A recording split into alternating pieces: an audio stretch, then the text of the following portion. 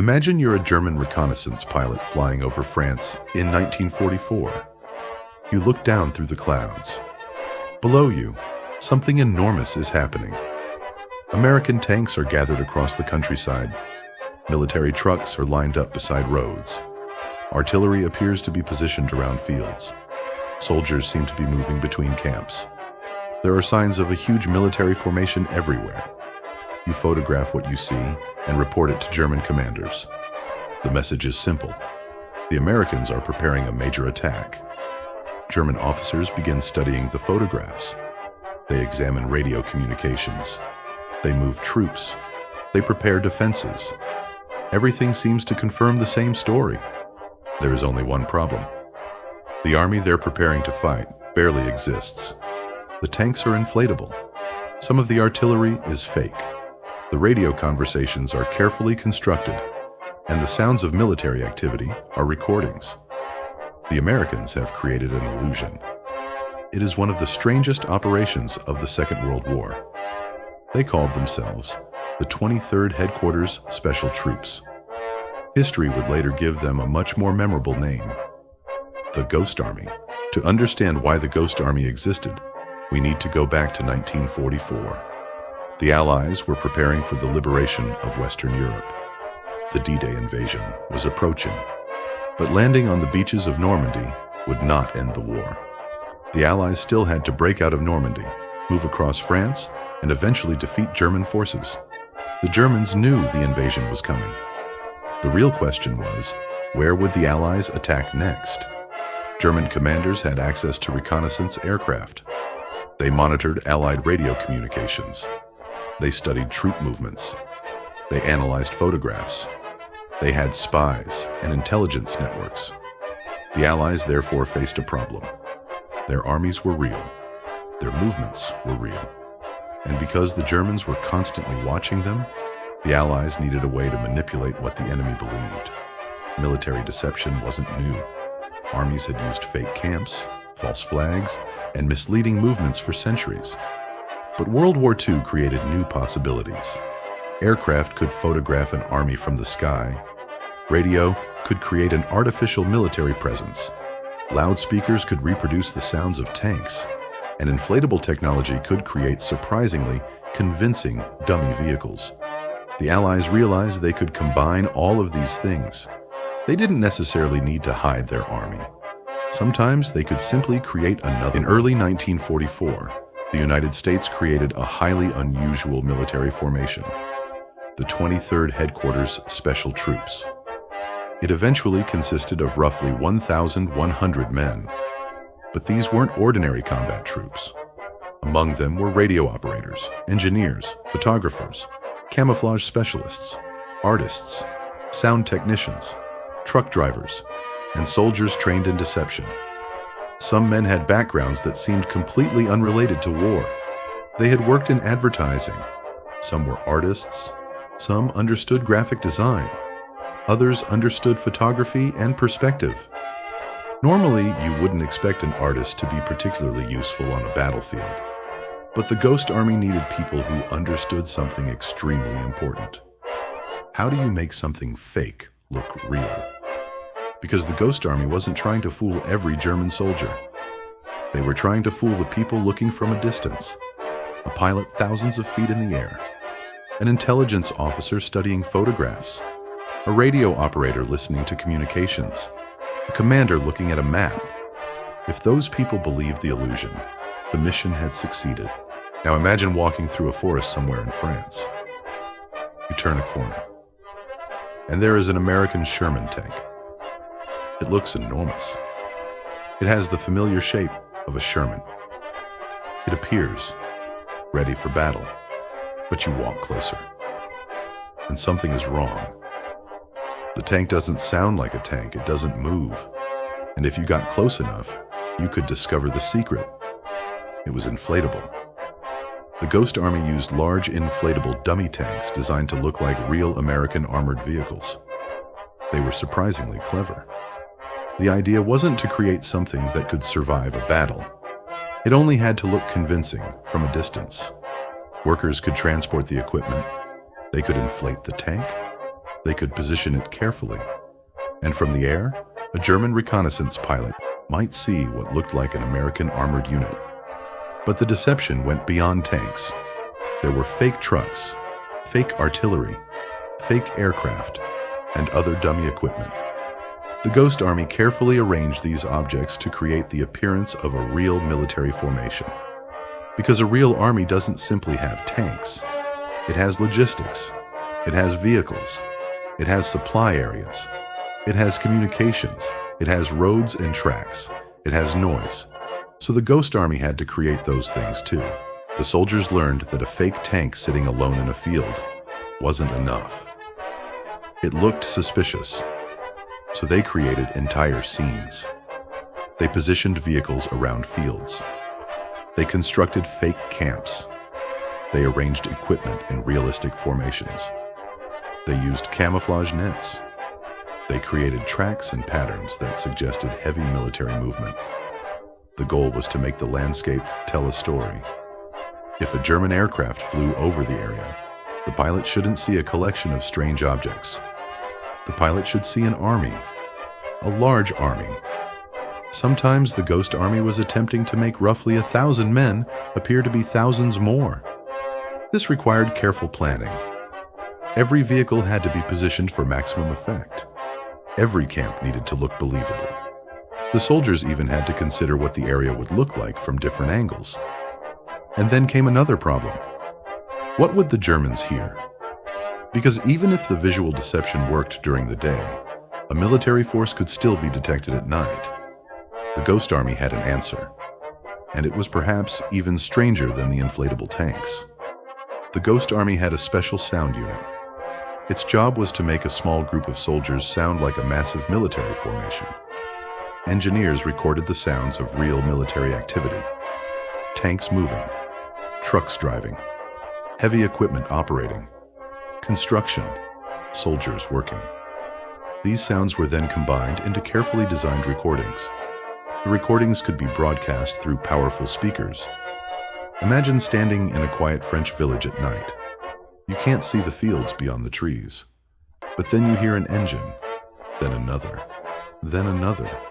You hear trucks, heavy machinery, military activity. The sounds appear to be coming from somewhere nearby.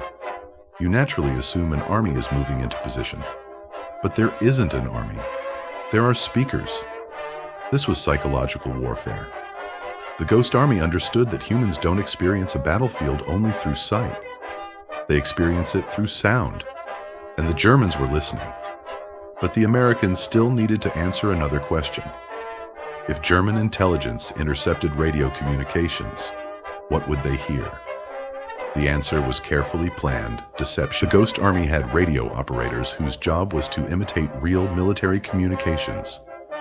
They couldn't simply turn on a radio and start talking nonsense. That would immediately look suspicious. Instead, the operators studied how real military units communicated. They learned patterns, call signs, procedures, timing. The goal was to create the radio fingerprint of an army that wasn't actually there. This was incredibly important. German intelligence didn't rely on one piece of evidence. Imagine a German intelligence officer receiving information. An aircraft photographs American tanks. Radio operators detect communications. Reports indicate military movement. Multiple sources appear to confirm the same story. The officer might reasonably conclude, there really is an American force here. That was exactly what the Ghost Army wanted. The deception was strongest when different forms of evidence supported one another. The photographs said there were tanks. The radio said there were soldiers. The sounds suggested military activity. The landscape looked like a military camp. The illusion became more convincing because everything appeared to agree. And this was where the Ghost Army became much more than a collection of inflatable tanks. It became an entire fictional military formation. One of the strangest features of the Ghost Army was the presence of artists. These men understood visual deception. They knew how perspective worked. They understood scale. They knew that something could look enormous from one angle and obviously fake from another. They used these skills to help create convincing military scenes. This was warfare in a completely different form. An artist's job wasn't to destroy an enemy tank, it was to convince the enemy that the tank existed. A photographer wasn't necessarily documenting the battle. He could be helping create the evidence that made the deception believable. A radio operator wasn't coordinating a real division. He could be pretending to be one. A sound technician wasn't entertaining an audience. He was creating the soundscape of an army. Together, these specialists were essentially constructing a fictional reality, and German commanders had to make decisions based on that reality. The Ghost Army participated in multiple deception operations during the Allied campaign in Europe. They moved around the battlefield. They would arrive in an area. Then the work began. Inflatable tanks were positioned. Dummy vehicles were placed. Radio operators began transmitting. Sound equipment was activated. Soldiers sometimes used uniforms and markings associated with other American formations. Everything had to suggest the presence of a much larger force, and then the Germans had to notice it. That sounds simple, but deception is difficult. If you make the illusion too obvious, it fails. If you make it too subtle, nobody notices. The Ghost Army had to find the balance. They wanted German intelligence to think, something important is happening here. But they didn't want the Germans to think, this is obviously fake. The unit sometimes operated close enough to enemy forces that discovery could have been extremely dangerous. They weren't actors performing safely behind the front. They were soldiers participating in an actual war. And that meant the Ghost Army's illusion could sometimes be the difference between being ignored and being attacked. The Ghost Army's most important weapon wasn't the inflatable tank, it wasn't the radio, it wasn't even the sound equipment. It was decision-making. Think about a German commander in 1944. He receives reports suggesting that an American formation is gathering somewhere. If he believes the information, he may move troops. He may reposition artillery. He may send reconnaissance aircraft. He may strengthen one part of the front. But moving troops creates consequences. Every soldier moved toward one location means fewer soldiers somewhere else. Every division sent toward a fake threat can weaken the real battlefield. This is what made deception so powerful. The Ghost Army didn't need to destroy a German unit. It could potentially cause that unit to move simply by convincing its commanders that something was about to happen. In other words, the Ghost Army fought by manipulating decisions. When World War II ended in Europe, the Ghost Army didn't become a famous military legend. Its members returned home.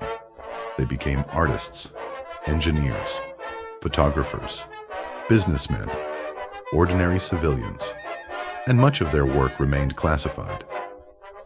For decades, the public knew very little about the unit. There were no spectacular photographs of hundreds of enemy tanks destroyed. There was no famous battlefield monument celebrating inflatable tanks. The Ghost Army's greatest achievements were often invisible. If their deception worked, the enemy made a mistake. And when an enemy makes a mistake, the people responsible for causing that mistake aren't always visible. That is one reason the story remained relatively obscure. The unit had essentially been designed to disappear. Eventually, information about the Ghost Army became public. Veterans were able to talk more openly.